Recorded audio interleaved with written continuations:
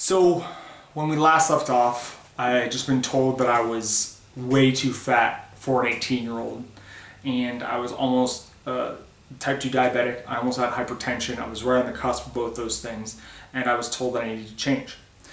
Enter the Atkins diet. Now, it's probably a blast from the past for a lot of you people. Some of you may have never even heard about it. Anyways, basically the Atkins diet was a ketogenic diet, super low carb, no carb basically, super high fat, high protein, and frankly the way I did it, I didn't follow the book whatsoever. I just heard that I could eat as much as I wanted without as long as I didn't eat carbs. So that's what I did.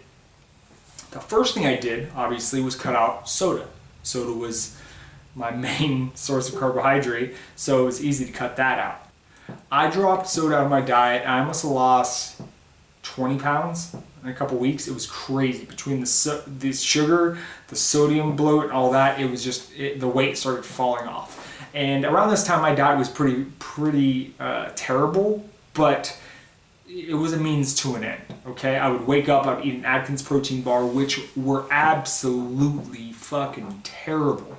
If you've ever had the displeasure of trying one of those, I'm sorry that you had to go through that like I did. They were awful, were they not? Anyways, protein bar technology has advanced far beyond my wildest dreams, okay? Because now they actually taste decent. Anyway, so that was my breakfast. My lunch was typically probably a salad with olive oil and like chicken breast, and then I would eat pork rinds or salami or cheese or whatever. My dinner would just be whatever my parents made, and I just take the carbs out. So it's pretty simple, and you know what? It worked. It worked because I adhered to it with a crazy intensity. I didn't have anything with sugar in it for 9 months. For 9 months. Now, that is really hard to do. I played full court basketball every day. I barely even lifted. It was I don't know why I stopped lifting. I think my wrist was broken at some point, so I couldn't lift as much, whatever. I did it all the wrong way. Basically, that's the moral of the story here. But it was a means to an end. I lost, I think it was around 80-something pounds. I got on a 220, and even though I looked skinny fat and kind of unhealthy, my blood pressure had improved, my cholesterol had improved, my blood sugar had improved, and I was healthy. You know, I was healthy, much healthier anyways than I was before. Now, this is a recurring theme. The problem was with this diet, I never figured out how to fix my relationship with food. I just completely eliminated sugar, completely eliminated carbohydrate, all that stuff. I had to get wrist surgery. And this was around the same time I was going off to college. I got wrist surgery, and it was the first time that I wasn't able to be active or be, whatever. I couldn't work out. Or I told myself I couldn't work out. And I got depressed because this was my freshman year of college, and I once again was unhappy with myself. I was suffering from low self-esteem. I had all sorts of issues, and I didn't know how to deal with it, frankly. So I self-medicated again. I ate my feelings. I would eat I'd get those cheap-ass bags of Malto meal cereal, you know what I'm talking about, from Walmart. I would eat those, one of those a day. One time and this is a feat I haven't even repeated since, I ate 2 pints of Ben & Jerry's in one night. My friends would go out to party, I would just stay in and eat ice cream. Long story short, I gained about 30 pounds. Came back after my freshman year of college looking like shit. And I was about 250. I had terrible body composition. And I was still suffering from depression. And I moved back home for just a little bit for the summer, I believe.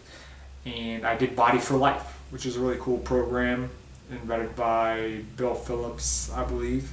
And that helped me get down to 220 again. And it got me a little bit more into the bodybuilding lifestyle. It was the first time I drank protein shakes.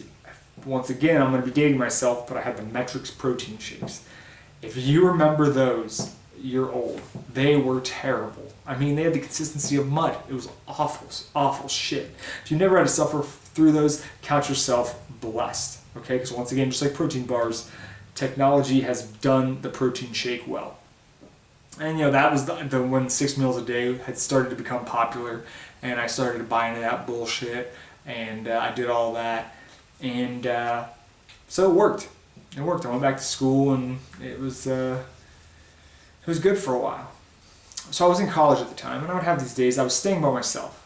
All my other roommates had dropped out or moved away, and I would get to the weekend, and I would have these days where I called them cheat days, but I was just eating as much as I could. Once again, eating my feelings, treating the issue with food.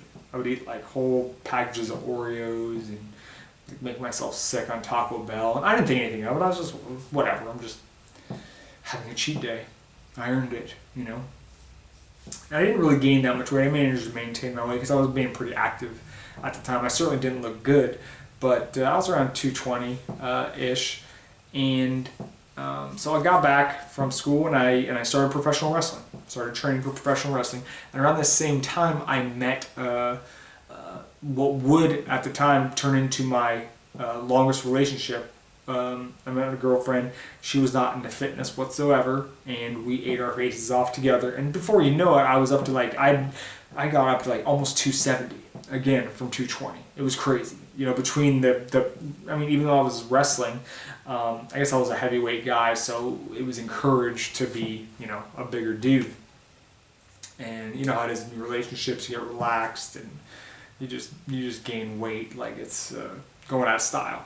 I wrestled for a while, and I got some feedback from some promoters, and they said, if you get in shape, you're probably gonna get more bookings. So I took that seriously because I wanted to succeed so badly at professional wrestling.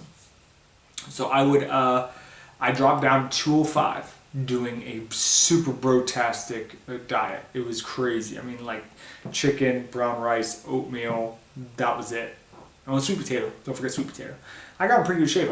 I looked pretty good, and I was very happy with how I looked. And I had a lot of compliments, and I had more confidence. And around this same time, I had broken up with my girlfriend, so I was single, and that extra confidence helped out a lot. The problem was, even though the diet worked, once again, recurring theme here, I hadn't repaired my relationship with food. I hadn't even tried. I didn't think there was an issue. I had become really interested in fitness. So I decided to become a personal trainer, and I got my first personal training job at Bally's in the summer of, I think, 2008. And this was the beginning of one of the worst stretches of my life. Little did I know that all of my issues with eating and food were going to come to a nasty, nasty head. We'll cover that in the next video. Thanks for watching this one. I'll see you guys next time. Oh yeah. Hey. Eat ice cream. Every day.